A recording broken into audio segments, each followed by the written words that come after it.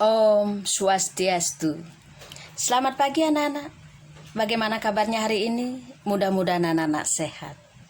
Nah, kita lanjutkan pelajaran yang lalu. Nah, setiap suku bangsa memiliki adat istiadat dan ciri khas masing-masing yang berbeda antara suku bangsa yang satu dengan suku bangsa yang lain. Hal ini nampak dalam keanekaragaman budaya daerah, seperti dari rumah adat, pakaian adat, senjata tradisional, lagu-lagu daerah, tarian daerah, makanan khas tradisional, kerajinan khas daerah, upacara adat, dan sistem kekerabatan. Ada beberapa daerah di wilayah Indonesia yang memiliki suatu kekerabatan yang masih kuat dianut oleh masyarakat. Nah, sistem kekerabatan itu diantaranya. Yang pertama adalah parental.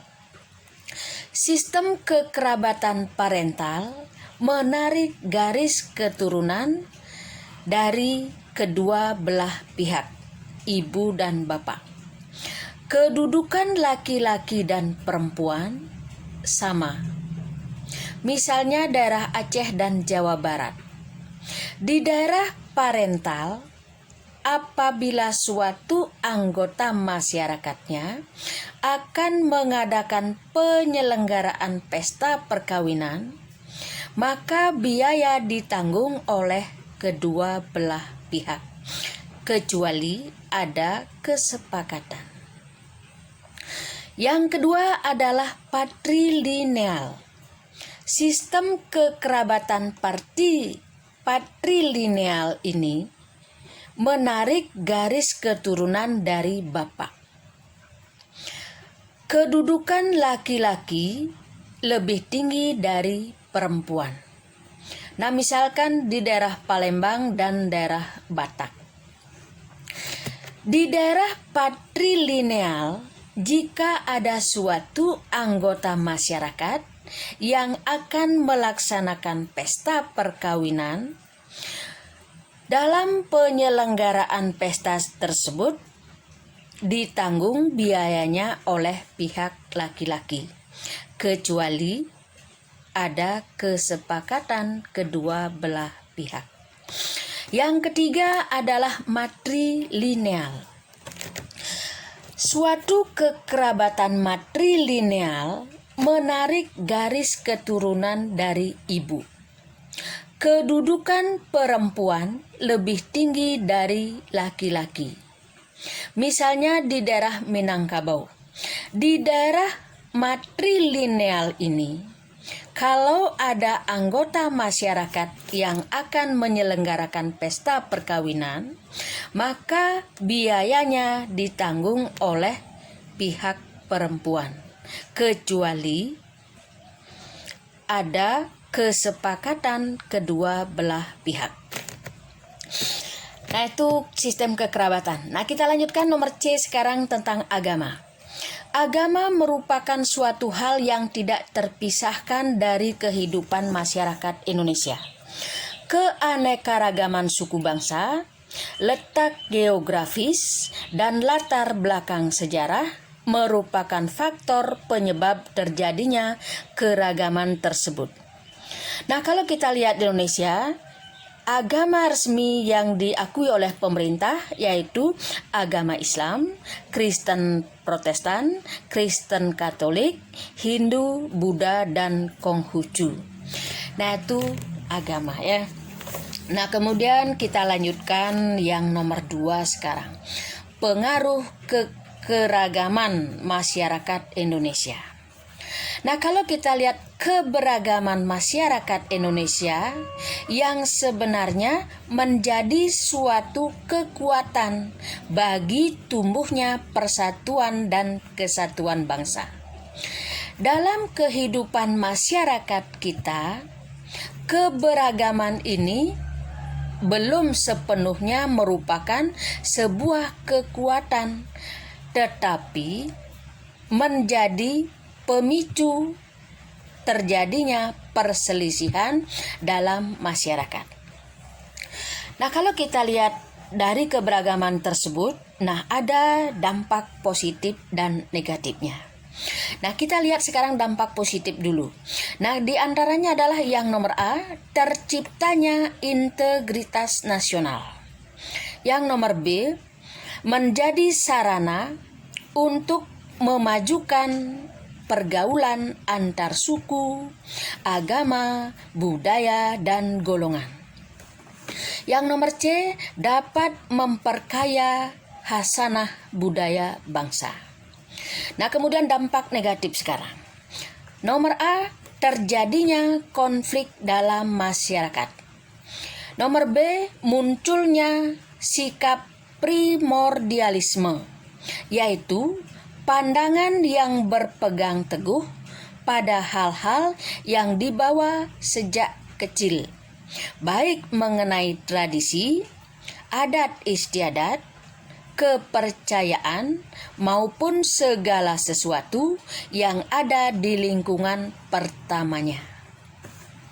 Nomor C, munculnya sikap etnosentrisme, yaitu suatu pandangan yang menganggap bahwa suku bangsanya sendiri lebih unggul. Nomor D, fanatisme yang berlebihan, yaitu paham yang berpegang teguh secara berlebihan terhadap keyakinan sendiri sehingga menganggap salah terhadap keyakinan yang lain. Permasalahan yang mungkin muncul dalam keberagaman masyarakat Indonesia. Nah, kalau kita lihat bangsa Indonesia, nah ini merupakan bangsa yang beraneka ragam. Karena terdiri atas berbagai suku bangsa, adat istiadat, bahasa daerah, serta agama yang berbeda-beda. Keanekaragaman tersebut terdapat di berbagai wilayah Indonesia, baik dari Sabang sampai Merauke. Keberagaman ini juga menjadi daya tarik bangsa lain untuk datang ke Indonesia. Nah, keberagaman ini semakin menarik dengan letak geografis dan keindahan alam Indonesia. Nah, masyarakat yang beragam menandai betapa besarnya bangsa Indonesia. Nah, keberagaman ini merupakan anugerah Tuhan Yang Maha Esa yang patut dihargai. Nah, oleh karena itu, kita wajib selalu bersyukur atas anugerah Tuhan Yang Maha Esa tersebut dengan selalu beriman dan bertakwa kepada Tuhan Yang Maha Esa. Namun di balik semua itu, keberagaman masyarakat Indonesia memiliki potensi timbulkan berbagai masalah atau konflik dalam masyarakat. Kalau kita lihat bentuk konflik, nah itu yang nomor A, kita lihat bentuk konflik pada masyarakat Indonesia ada berdasarkan tingkatannya, yaitu konflik ideologi dan konflik politik. Nomor 1, konflik ideologi terjadi karena perbedaan ideologi dalam masyarakat.